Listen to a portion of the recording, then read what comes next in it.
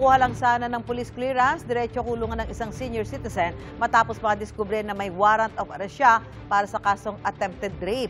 Ang paliwanag ng akusado sa unang balita ni EJ Gomez. Meron po kami hawak na warrant of arrest, sa inyong pangalan. Sa bisa ng arrest warrant, dinakip ng mga pulis ang 67 anyos na lalaking ito sa Angono, Rizal noong Martes. Akusado siya sa kasong tangkang pangahalay sa 16 anyos na dalagita. Ayon sa pulisya, kukuha sana ng police clearance ang akusado para sa kanyang trabaho bilang taxi driver. Pero nadiskubring may kinakaharap pala siyang kaso. The suspect, hindi niya alam na may existing warrant.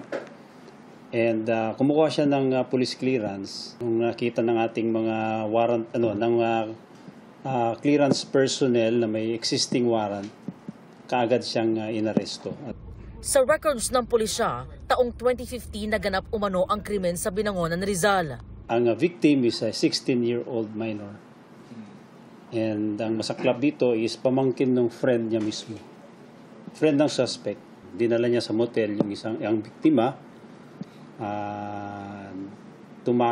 Nakatakas, no, nakipaglaban yung biktima, nakatakas. And i-report sa police, and from there na filean siya ng kasong attempted rape. Aminado naman siya. Ayon sa akusado, alam niyang inireklamo siya ng pamilya ng biktima, pero di raw niya alam na may arrest warrant na pala. Aniya, hiningan pa siya ng pera ng kanyang kaibigan na magulang ng biktima.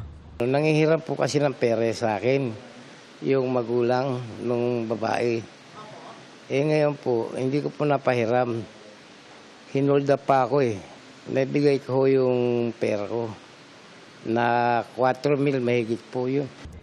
Aminado rin siyang dinala niya ang menor de edad sa isang motel at nagkaroon din umano sila ng relasyon.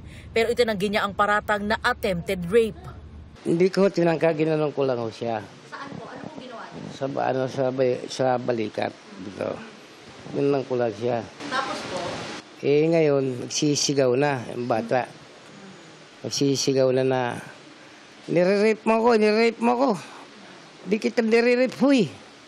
Sabi kong ganun. Di kita nire-rape. Pero nabanggit din niya, may gagawin sana ako. Kanya lang, hindi na natuloy. Bala ko sana, Umano po? Yung isang job. sa custodial facility ng Angono Municipal Police Station nakadetain ang akusado. Itong unang balita, EJ Gomez para sa GMA Integrated News. Gusto mo bang mauna sa mga balita? Mag-subscribe na sa GMA Integrated News sa YouTube at tumutok sa unang balita.